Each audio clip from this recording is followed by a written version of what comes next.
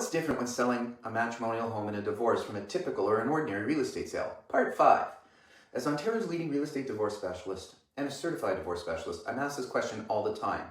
And there are so many ways that selling a matrimonial home in divorce can be different from an ordinary sale. Here's another one of my 6-part series, so be sure to watch until the end and then swipe left so you can see more critical differences to consider. Now, when most homes go up for sale, realtors will give their office staff access or showing instructions for buyers' agents to receive in order to enter the property with their potential buyers when there's a showing.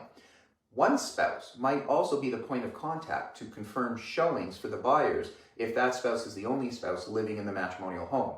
However, when selling a home in divorce, regardless of whether they're both living in the marital home or not, and regardless of whose name is on the property title of that matrimonial home, both spouses must receive equal and fair communication from their realtor. So I always make sure that both spouses are kept up to date on everything, including all of the showings from potential buyers.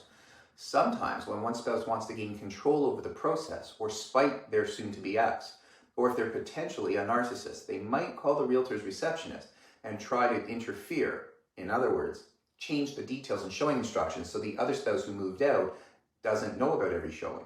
This happened to me once, several years ago, when I first started specializing in divorce. To make sure this never happens again, I implemented my own process for all divorce listings and divorce clients to make sure that there's always fairness and transparency for both spouses. If you have questions about selling a matrimonial home or other real estate assets in divorce, send me an email, mike@divorcespecialist.ca. And if you'd like a copy of my best-selling book, Divorce and Selling Your Home, send me an email and I'll send you a link so that you can get your own personal copy. Thanks for watching.